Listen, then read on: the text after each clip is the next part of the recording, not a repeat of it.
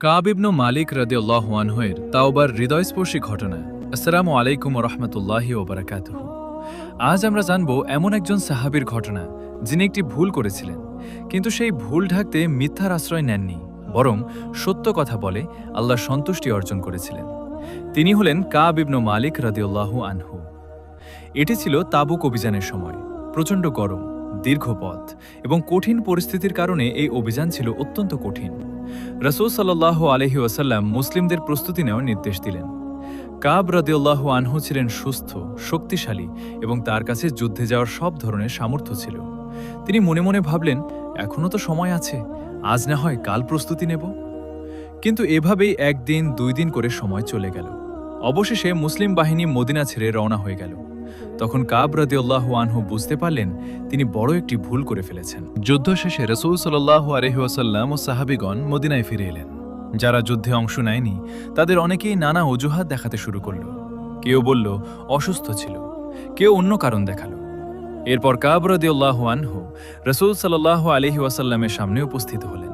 তিনি বললেন, হে আল্লাহর রাসূল, যদি আমি পৃথিবীর অন্য কোনো মানুষের সামনে থাকতাম তাহলে হয়তো কোনো না কোনো অজুহাত দিয়ে নিজেকে বাঁচাতে পারতাম। কিন্তু আমি জানি আপনার কাছে মিথ্যা বললে আল্লাহ অবশ্যই তা প্রকাশ করে দেবেন। তাই আমি সত্য বলছি, আমার কোনো অজুহাত ছিল না। আমি নিজের অবহেলার কারণেই যুদ্ধে যেতে পারিনি। রাসূল সাল্লাল্লাহু আলাইহি ওয়াসাল্লাম তার সত্যবাদিতা শুনে বললেন, এ ব্যক্তি সত্য বলেছে, তুমি অপেক্ষা করো, আল্লাহ তোমার ব্যাপারে কি সিদ্ধান্ত দেন। এরপর কাব রাদিয়াল্লাহু আনহুকে এবং আরও দুইজন সাহাবীকে সমাজ থেকে সাময়িকভাবে বয়কট করার নির্দেশ দেওয়া হলো। কেউ তাদের সঙ্গে কথা বলতো না, এমনকি তাদের আপনজনেরাও দূরত্ব বজায় রাখতেন। কাব রাদিয়াল্লাহু আনহু বলেন, পুরো পৃথিবী আমার কাছে অপরিচিত মনে হতে লাগলো।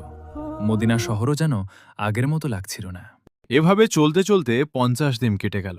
এই সময়ে তিনি নিরন্তর আল্লাহর কাছে তাওবা করতে থাকলেন এবং নিজের ভুলের জন্য অনুতপ্ত ছিলেন। অবশেষে আল্লাহ তাআলা তাদের তাওবা কবুল করলেন। এ বিষয়ে কোরআনে আয়াত নাজির হল। সেই সুসংবাদ শুনে কাব রাদিয়াল্লাহু আনহু আনন্দে সিজদায় লুটিয়ে পড়লেন। তিনি বললেন, আল্লাহ আমাকে সত্য বলার কারণে রক্ষা করেছেন। আজ থেকে আমি কখনো মিথ্যা বলবো না।